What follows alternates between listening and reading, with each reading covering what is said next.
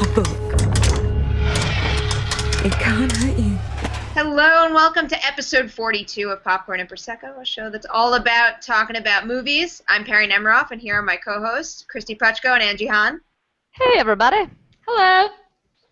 All right, so this week we are going to hit the Imitation Game, the Babadook. I say the Babadook because I'm American. But it doesn't, it's a whole thing, but it doesn't work that way. Anyway, yeah. All right, the last one up after that is going to be Horrible Bosses 2. But let's go back to the Imitation Game, and Kristy's going to start with that one. Yeah, so the Imitation Game is in the Oscar game because it is a biopic about Alan Turing. Yeah. Aha! It's a biopic about Alan Turing, who was a code breaker in World War II for the British. And his life is pretty incredible because he was not only crazy smart, but also socially awkward, and ultimately he was gay, which was super illegal in England at the time. And all of these things factor into a story that is not just about war and not just about a very unusual man who did very incredible things, but also about how society is sometimes really screwed up. So there's a lot going on, but the things you need to know is that Benedict Cumberbatch plays Alan Turing, and he goes to the military office and is basically like, I like puzzles. You want me to figure out how to crack the Enigma code, which is the code that the Nazis were using to send each other wartime messages? He's like, I'll do that. And they're like, you're kind of an asshole, but all right. And that's effectively the premise. Keira Knightley is the lady that helps him, and then there's some other dudes in there, like the guy that I hate from Downton Abbey, and I forget his name now. He plays the chauffeur, and I hate him. And Alan Leach. I blame him for things that happened in a season, but I don't want to say in case you guys don't watch. You don't watch Downton Abbey, anyway. Also Matthew Good. So yeah, The Imitation Game. It's getting a lot of comparisons to The Theory of Everything, and Angie, I'm going to let you take that conversation. I mean, they're getting compared for very obvious reasons. First of all, they hit the festival circus, I think, within days of each other at the same festival. So, like, just right off the bat, you know, it was hard not to kind of put them side by side. And they're both movies about British geniuses who are kind of prickly, but, you know, are considered icons and whatnot. They're both getting a ton of Oscar buzz. It's hard not to, I don't know, at least to me, because of the similarities in subject matter and also because of the timing, it's been really hard to separate them. I think that if we're comparing the two, Imitation Game is much more entertaining, and I think overall a better movie, although Theory of Everything is prettier, and Eddie Redmayne's performance is more transformative. One of the things about The Imitation Game is Benedict Cumberbatch is getting so much Oscar buzz for it, and it's not that he's not good. I think he is good in it, but to me, it didn't feel like a performance that was that far above and beyond his usual, you know, like his usual. Really? I thought he was fantastic in it. Wait, I have a question. Perri, have you seen Sherlock? No. And, you know, the funny thing was they just released that picture today, and I was like, oh, this is here. I can write about it if I don't know anything about it. And they're like, no, you can't do that. Well, I think he's very good in The Imitation Game, and I want to take nothing away from that, but I think the point Angie's making is if you've seen Sherlock, the Alan Turing characterization is not wildly different. Alan Turing is definitely less sexy than Sherlock, but they are both geniuses who have a problem talking with people, and so there's a lot in common there, and there's a lot of kind of similar moves. Though I think they're distinct, but I think as far as when you talk Oscar, I think people are going to look at it and go, like, well, this is just a variant on Sherlock. And so I feel like Cumberbatch is going to get out of the Oscar race on that. I think he's going to sneak his way in. Whether like we decide he deserves to be there or not, I think he's definitely in. I think he'll be a nomination. Nominated, yes. Really, though? Who else is there at this point? Not to bring the conversation away. Eddie Redmayne, Michael Keaton. Yeah, but, like, I think there's a pretty select group of, like, 5 or 6 individuals, and nobody is going to touch them at this point. I don't think that there's any... I think that Cumberbatch will get a nomination. I'm just saying I don't think he deserves to win. I think he's good. I don't think he didn't, like, blow my mind with how great he was. But I like the movie overall. I think it's entertaining. I mean, Cumberbatch is, as you pointed out, very good at playing geniuses who are prickly and off-putting and yet weirdly compelling, and he does that again here. And it's fun. Not sexy in this one. He is like an... It's actually a little upsetting because the part of the character is that he's gay, and like that's a big part of the movie, but he doesn't come off as a sexual character at all. And like there's no. If he comes off as sexual at all, it's when he's with the machine more than anything. Absolutely. Just like the way he approaches it and looks at it and touches it. That's Which actually is a more very good sex point. than was in Theory of Everything, still, even though there were kids in that movie that were born of presumed sexual relations. It's a good point. Why do we keep bringing this genius talk back to sex? What does that say about us? Anyway, moving on. No, I liked the Imitation Game a lot. I do take it. I think the performances are very good. I think Keira Knightley's really great in it. Matthew Good is very charming, very good in the role he's in. It works well. Very nice to look at. Yeah. Oh, also, Mark Strong is in this, and I liked him a great deal in it too as an MI6 agent. I liked Charles Dance a lot too, but then he kind of just disappears. Yeah. But it's funny because it's like there's actually a lot of humor laced into the film, and it's very kind of British, dry humor type of thing. But what I didn't like about the movie is that I feel like it kind of, in its rush to tell the story, kind of rushes by some points that I was like, wait, but what does that work? Okay, we're not going to talk about that. That's fine. And you mean like about like the science and the math of it all? Yeah, there were things about it that I was like, wait. Me too. There were times where I never thought that, I'm not really a science and math inclined person, but I was like, I actually wish there was a little bit more, because it's one of those movies where they just keep telling you, like, this is a big breakthrough, it's really important, and you're like, oh, okay, I guess I'll just take your word for it. I had the opposite kind of reaction. I was pretty satisfied with what I got this first time around, but it made me want to see it again so I could pick apart the details, because I was very well aware of the fact that they were talking so fast, and I was missing some things, but I feel like what I would have wanted was there, and I know it is a condensed version of everything he goes through, and it most certainly cuts off abruptly at the end, but at the same time, I almost feel like this is the more entertaining version of the movie that we could have gotten. Like, I think that it was just less than 2 hours. Is that what it was? No, I think it was just, you're right. It was. And I feel like that's the length movie I needed this to be before I got exhausted with the ins and outs of Christopher and how all that worked. Yeah. They just have an awkward ending because, and I'm not going to get into it in case you don't know what happened to Alan Turing, but it's hard to go out how his story went out and then also be like, but, feel good and inspiration, and that's clearly the tone they try to force in the end credits. Yeah. I want to talk about one thing I really liked about the movie, which is Keira Knightley's character, who is one of the rare women who worked. Actually, in the movie, she's the only woman who works with them. Kristy has informed me that this is not the case in real life, which is a bummer. But anyway, she is she's very different from Alan. Like, she's very charming in a way that she's as charming and as good with people as he is bad with them, and they make such a good, I think they have fantastic chemistry, not romantic or sexual, obviously, but they just really, to me, when I was watching it, they felt like they're friends. I think that she brings, since Alan is such a hard character to like and to kind of to get to know, despite Cumberbatch's performance, not to take anything away from that, it's just the nature of the character, it was nice to have someone like Knightley who's much more engaging and warm and easier to connect to. I think, because she serves as a buffer for Turing with his other coworkers, and I thought that she served kind of the same function with the audience. I was surprised by how easily, though, I connected to Alan, because I think it has a lot to do with seeing him as a kid. Like, not that I related to what he was going through in any respect, but Perri's like, I am also a genius and a prick. And I just didn't tell you any of that. I am really good at crossword puzzles, though. But only the Monday one in Newsday. From what I'm told, that barely counts. No, it really does. I'll fully admit it. But I did like the portions where they explored what he was going through as a kid. Yeah, I think the movie is beautifully made. I think it's interesting in that it does tell audiences who this guy was, because a huge part of his contribution to the world was hidden, was top secret for 50-some years, and I think that's great. And I think it's genuinely entertaining, where the Theory of Everything was boring as shit to me. I would actually recommend people see The Imitation Game. I thought it was really fun. While I do have some issues with the fact that they were like, I know, we can sell the theme that, like, Keira Knightley's character and his character are more alike if they're both outsiders, so no other women. There's things in that that bug me, but overall I think it's a much better movie than Theory of Everything, and I think it's genuinely entertaining and also kind of informative, kind of. I will agree with that. I enjoyed this very much, and you can pick on certain things that might not be, true to the actual story, but in the end they made a very well done, entertaining movie, and that's what I wanted. Yeah, I liked it a lot too. It's not like my favorite movie of the year, but I thought it was very entertaining, and it actually did make me want to learn more about Alan Turing, which I think is a good, that's a good sign of any biopic, is when you walk away being like, that was really interesting, and I'd like to know more. That should have been one of the end credits. To learn more about Alan Turing, please go to wikipedia.com.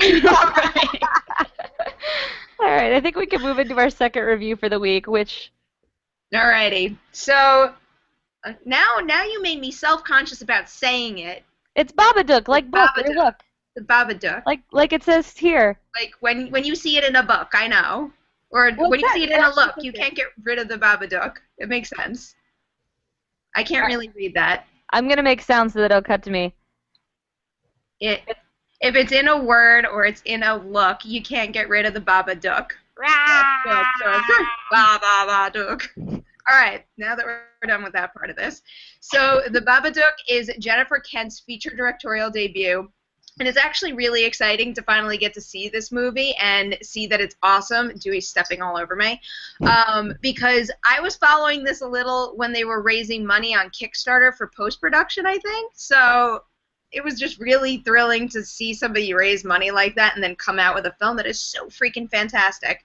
But what it is it's about this woman who is a single mother who lost her husband, and she's not really in the greatest place, and then she's got this little son who, on first look, is like the biggest, most annoying brat I've ever seen in my life that just screams and makes me really, really uncomfortable, but he's got issues that kind of justify his behavior quite a bit, and she reads to him all the time, and one night this mysterious book appears called Mr. Babadook, and they read it together, and I'm not going to spoil anything beyond that, but crazy shit starts to happen, and I freaking love this movie. This is definitely, so far, I mean, I don't really think we have many horror movies left this year, so I have a feeling this will be my favorite of the year, but this is probably one of the best boogeyman-type stories I've seen in a really long time. And when you see the Babadook, like, I mean, really though, I'm like going crazy about this, but when I see something like that, it's like that's what makes me want to make horror movies. Coming up with those really crazy-looking characters and all those crazy features on him and the way he talks. Ugh, I actually, and I don't often do this because I have a pretty good level of horror movie stamina. I actually covered my eyes during one of the points where he jumped out because they were teasing it so hard, and I was so upset that I full-on buried my face in my sweater. I was just like, This is so mean, but that makes me so happy. That's actually, it's awesome. It's a sign of a good horror movie. I love this movie. It's one of my favorite movies of the year, I think, honestly. And one of the things that really struck me about it is it's a horror movie and a very effective, very creepy, very scary one, as Kristy just said. But it was also it's a really effective drama as well. It's a horror movie that there were times in this movie when I wanted to cry, not because I was scared, but because it's a very like emotional, really very sad story. Yeah. And it reminded me a little bit of Honeymoon, just in that it's another movie that would have actually worked as a drama without this other layer of horror on it, but the horror, kind of enhances the drama of it all. I think, and vice versa, the other way around, because the Babadook isn't some like crazy slasher that picks a family at random. What he's about is just so well intertwined with what's going on in the family, and that makes the ending especially thoughtful and like explosive. Yeah, I mean it's a horror movie that it's like the really best horror movies. It's not just about like boo! It's about. What is interesting, and Perri touched on this a little bit, is that it's about a mother who isn't happy being a mother. Like one of the first things you see is her son climb into bed with her, and he puts his hand around her neck, and it's like he just wants to be close to her, but you get that this is drowning this woman, and she just. Like, she loves her son, but she also just wants some goddamn time to herself. And that gets spun out into a metaphor about sleep, because he keeps waking up in the night and being like, monsters, the Babadook, the Babadook. And she's like, oh my god, I need to sleep, and you are driving me crazy. And everything just gets worse and worse because neither of them is sleeping, and everything is going crazy. And it's, like, scary, and it's emotionally, like, investing. And I was very, like, concerned and engaged and freaked out. And also... They do an amazing job making you feel that same thing, too. It's like when that kid screams, you can see her getting stressed, but it's like you're not even getting stressed on her behalf. You're getting stressed yourself. Like sound design's really great. Yeah, really uncomfortable and genuinely made me think, like, dear God, like, what happens if I have a child and it behaves like that? What will I do? Like, I'm definitely adding this to those movies that makes me fear ever having a baby. Like, this movie, this should be my pull quote for this movie. This movie made my ovaries want to shrivel up and die. Because it is upsetting, guys. But no, I agree. And what I thought was especially impressive, and I don't want to get into so much why this happens, but I loathed that little kid for the first, I don't know, half hour of the movie. And then things start turning, and I empathized with him, and I was like, what is happening? Because this is that same little monster child who screams in that car scene, made me want to run. That kid is so good in this movie. This is his first movie. Noah Wiseman. There's so many horror movies with kids in them, and they're usually kind of like doing like the innocent, creepy, cute thing where they're like, "Mommy, I see a dead girl floating around" or whatever. And it's, you know, they're supposed to be like precocious and cute and whatnot. This kid isn't those things. This kid is very unsettling, but in a way that feels like maybe how a real child would be unsettling, a real child that was dealing with these problems.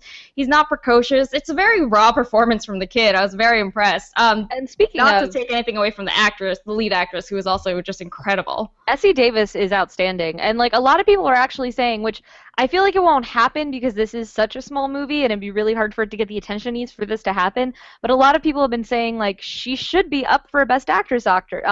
Like I would love it if she was. I don't necessarily think she will be just for, you know, lots of political and business reasons.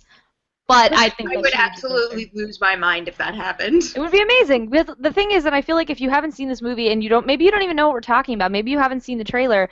But she manages to do so much more than give a good horror movie performance. She gives a really powerful, interesting, psychological performance that I feel like this movie is gonna be iconic immediately. Like that's instant classic. I think that this is it's honestly one of the best horror movies I've seen in years. Granted, I don't follow the genre as closely as Perri does, but still. It's also got a great rewatchable quality to it. It's like after one time, you're going to want to go see it again, but then you're going to want to see it again after that because there's so many layers to it and there's so much to think about that you need to see it more than once. Agreed. And also, isn't it on VOD? Is that what it's coming on? What? Isn't it coming out on VOD? I really hope so, because I would like to watch it again and again. I was hoping it would come in an award screener pack at some point. Not yet. I mean, I don't know if I guess IFC Midnight does that, but I've never gotten anything from them, sadly. But I want this one. I would do anything for this to win some sort of an award or get some sort of recognition. Blogger problems. Seriously. But this will also be iconic, I think, because of the Babadook itself. I mean, see, like, just look at is that a card you have behind you? Like, just look at the design. Look at the little symbol, the icon. Even that is just brilliant. Yeah, if you can go and paste that anywhere, and there's nothing to it at all. It's like a black blob, but there's something so creepy about it at the same time, and it's even really creepier when you see the movie. It's even creepier really because the way that they designed the Babadook and like the movements are really just like it's just like so unsettling. And that really voice, Kristy, can you do the voice? Let me see. Babadook. Pretty good. All right, it was like a whispering Babadook. Well, that's when he does it, remember? Because I don't want to get into it. But I do want to say that the sound design of this movie is so upsetting that, like, if you live in a building where there are creaks in your apartment, prepare to be freaked out for the next week and a half. Yeah, the sound design in this movie it's one of the times when you actually notice really good sound design. That's how good it is, because usually I feel like it's not something that we comment on very much, but it goes such a long way toward what you guys were saying about like feeling upset on your own behalf and not just because you're like, well, I feel sorry for this woman. Like you feel like you're there experiencing it with them. Yeah. And the Babadook is also really creepy and has so much weight behind him because when you kind of see what he represents and without getting too spoilery, it's the kind of thing that really keeps you up at night and is just really like horrifying. It's also worth noting that the set design is brilliant. Like, while we were talking, I had the IMDb page open, and I'm, like, flipping through some of the stills, and, like, I'm just looking at that one of the two of them sitting across from each other at the kitchen table. It's almost got, like, a fairy tale quality to it, and I love that about this movie. I actually said that in my review for Cinema Blend, that the coloring palette, it looks like a dark fairy tale. It's, like, very cool and kind of eerie, and it's a beautiful movie. Like, one, it's shocking that this is Jennifer Kent's first movie because it's not just a good horror movie. This is an amazing movie. Period. Yeah. Full stop. And not like amazing for a first-time director. Like you said, full stop. Just amazing. This is someone who really knew what they wanted to achieve before going into it. I can't wait to see what she does next. I didn't realize that. Yeah. Yeah. Oh, Jennifer Kent. Oh, I'm excited about her. She's amazing. And this is Australian. We didn't mention that, but it's Australian. Oh yeah, that too. Which is the reason the name Babadook has become such a, because we've been saying Babadook, but then you see the movie and you're like, oh well, the rhymes don't work if you say Babadook. And some people said, oh, is it like an Australian fairy tale? And as far as I know, they made up this story completely. Like, I think it had some true root in something. Like, they're not the Babadook itself, but like there was a concept that it came from. It's in the Kickstarter campaign video. Okay. I believe. I have to go. I should really go rewatch that. I didn't know it was interesting Kickstarter. rewatching that after the fact. It makes me so mad that this and like that Zach Braff movie were both Kickstarters this year. Guys, this is how you do a Kickstarter. This movie is outstanding. Oh, I would have been so proud to be like, yeah, I kicked into the Babadook. You would have had bragging rights forever. I wish I had now. Well, now that we should mention, if you're interested in this, they're actually making books like Mr. Babadook from the movie, but they have to hit a certain pre-sale number. I think they're going to hit the pre-sale. Last I heard, they were halfway to what they need to make the order, and the movie hasn't even come out in the U.S. yet.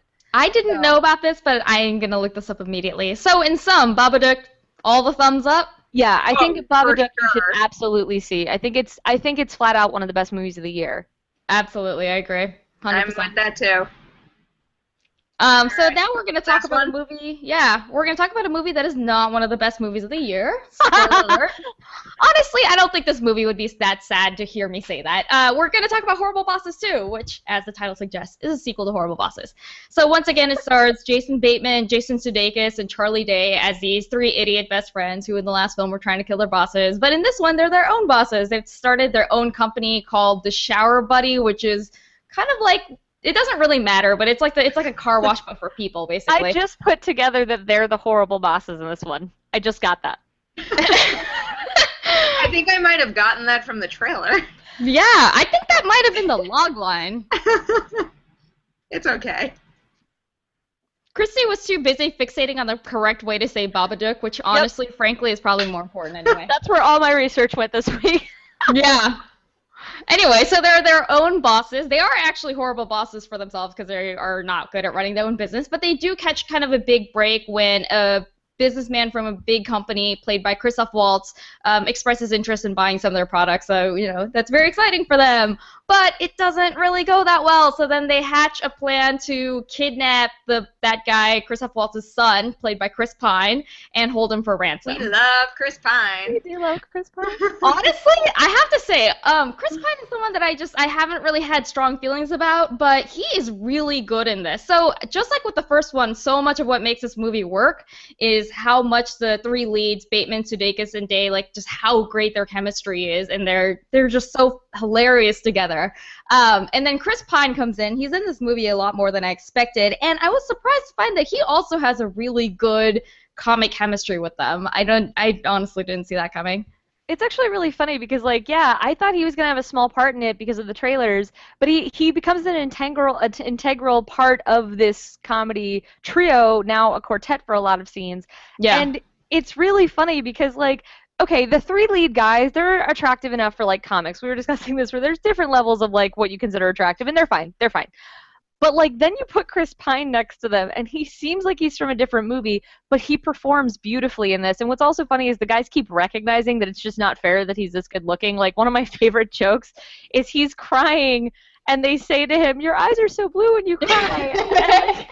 It's kind of funny that we're going to get two movies in 2 months that kind of poke fun at how perfect looking he is. Honestly, I'm really excited by this turn that Chris Pine's career has taken, because at the beginning of the year I saw him in Jack Ryan, which is such a bad movie, and it's not his fault that it's a bad movie, but it did nothing to convince me that he was a person I should be paying money to see in a theater. I forgot that was this year.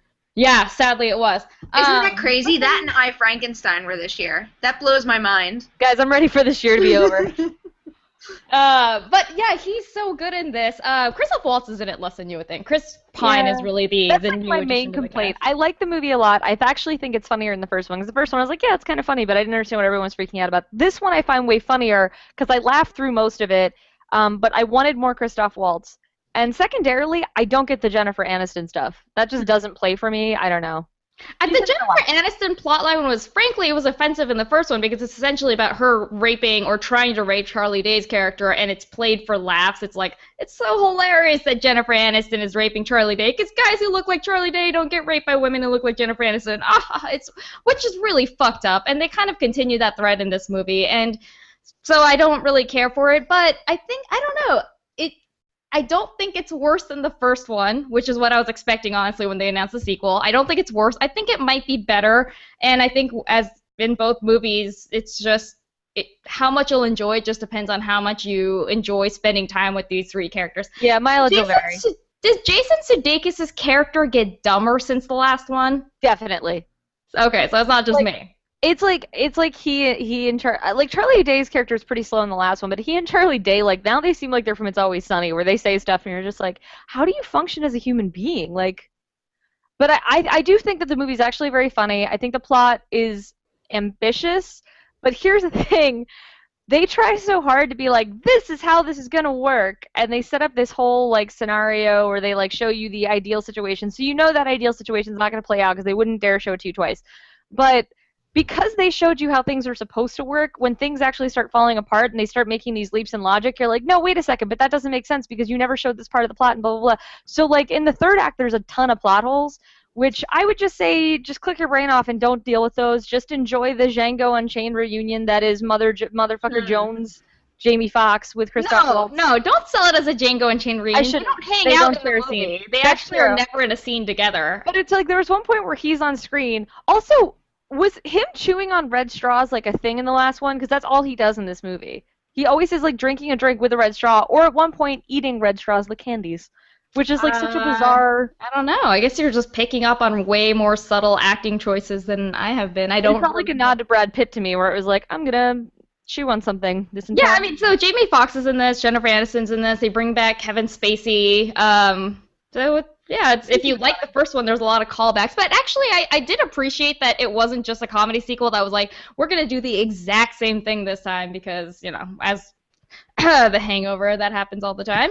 I'm surprised you guys are so positive about this. I think the first review that came across my radar was basically that there was just no point to making a sequel to this movie. Yeah, we both went into it being like, so we're here. Yeah. And I'm not dreading it, but like neither one of us was especially expecting it to be very good. While you guys went into it, I was thinking, I'm so much happier sitting in the Hunger Games right now. Yeah, I got emails from some people that I won't name that were like, good luck with that one, ha ha ha. But like, it was actually very funny. For me, it's kind of like Sex Tape, where I don't understand why people are being so shitty about it. Like, I thought it was really funny. It's offensive. It's funnier than Sex Tape. Dumb. Yeah. Well, people were kind of shitty about the first one, no? I think it did well, but I don't think it was well reviewed. I think it got better reviews than this one. You can look it up and tell us if that's true or not. I think the Rotten Tomatoes score was a lot higher for the last one. Horrible Bosses 2 is currently at a 26. Yeah. That's pretty freaking low. Yeah, never mind, 69%. Shit, I don't get that at all. I thought this one was okay. I find this one way funnier than the first one. Yeah, there's some things that don't work for me. The Aniston stuff I could take or leave any day, whatever. But like, and it's still not like it's like a great movie or like brilliant. But if you just want to watch four guys kind of egg each other on and be funny together, this movie is perfect for that. Yeah, like I don't even know if there's any other R-rated comedies out right now. So like, it's not like like if you want something raunchy and silly, then go to this. It's fun. We haven't had one in a while. I feel like summer season is the time for raunchy comedies. Yeah, I'm trying to think. I can't remember. I know we have The Interview coming out, but that's not. No, that's true. Yeah, Christmas Day. Yeah, I would say honestly, see Horrible Bosses for Chris Pine alone. Chris Pine is so funny that you'll be glad you saw this movie. You will be won over by Chris Pine, even if, like me, your previous impression of him is, oh god, it's the guy from Jack Ryan again. So when are we starting the official Chris Pine fan club? Because I feel like we should be the heads of that. This is the first meeting of the official Chris Pine fan club. I mean, so you guys have heard me rant about this thing a lot, and you know what I'm gonna talk about? My ranking of the Chris's. So. Angie does talk about this more than I think anyone listening would believe. I'm so sorry I talk about this so much. So there's, obviously Chris Pratt, Chris Pine, Chris Evans, and Chris Hemsworth. And for so long, Chris Pine, I would always rank them in my head. It was like it's a weird obsession I have. And to people sitting around her. I would talk about this. It would be one of those topics. You know, everyone has those few topics that for some reason they just can't let go of them. This was one of mine. And Chris Pine has always come in dead last. But after seeing this, I think he's like slowly starting to inch his way up. So Hemsworth is in trouble. I don't care if he's the sexiest man alive. That guy's in trouble. You need to get an interview with Chris Pine and explain this to him and record it on video just so I can see his reaction. No. I dare you. I say Chris Pine. You were by far my least favorite Chris for a while. But honestly, you're really knocking it out of the park. Congratulations. Chris Pine, you are way less horrible than I expected. Yeah, no, that's not going to happen. I like that in my Angie Han impression, I'm for some reason like a weird middle-aged man. I mean, I am kind of spiritually a weird middle-aged man, so I totally thought you get were it. Kevin from Home Alone. Okay, if you guys are listening and you haven't seen what she's talking about, go to our Twitter account and look at it. Picturing it in my head right now. I'll just pop it in because I said the other morning I woke up at 3 in the morning for no reason I can figure out, and I couldn't go back to sleep, so I made a horror. Everyone said it's horrifying. I find it charming. I imagined what Home Alone would look horrifying. like. It's a little weird how perfect Angie's face is like fitting in that though. I think that's the weirdest thing is that, like, because I recognize so she used the top half of my face and the bottom half of it. Can we see this at all? Yeah, oh my god! I don't want to see it! Oh my god! It freaks me out! Yeah, I used a photo where your whole face isn't in frame, so it's not like from here up it's Macaulay Culkin, the ears are Macaulay Culkin, and the very bottom of the chin is Macaulay Culkin. But all this good stuff, that's all 100% Han. Oh god, do you know how unsettling I've ever seen? The like weirdest, most beautiful thing. You know how unsettling it is to look at a photo that you recognize as being of yourself, but also not? Like, it's just so strange. I want to get good at Photoshop so I can do this to you someday. Game on. Alright, so yeah, very far off bosses. Do we recommend it? Yeah, or do you guys recommend it? I mean, if you're looking for some dumb jokes this holiday season, Horrible Bosses is fun. If you hated the first one and you were just like, I don't see any value in that, then you're not gonna like this one. But if you saw the other one and you were like, that was kind of fun, I liked it, then you're gonna feel the same way about this one. Yeah, it's better than we expected. And you're gonna have to reorder your Chris ranking. Yeah, everybody reevaluate your Chris list. So we did pretty well this week. Yeah, I think 3. If you had to say, of these 3 movies, if you had to tell someone which one to watch, what would you say? Babadook. Are you kidding? Why is that even a question? Yeah, Obviously the Babadook. We called one of them, about Horrible Bosses 2, we're saying that's pretty good. About Imitation Game, we're saying, well, it's better than Theory of Everything. And Babadook, we're like, it's the greatest movie of the year. And Yeah, you're pretty like, much. which one? So go see the Babadook. Alright, that is a wrap on this episode. But Happy Thanksgiving, everybody. Yeah, that too. And, you know, if you're bored with your family at home, why don't you just search us on the web all over the place? You know, go to iTunes and rate us and like us and comment.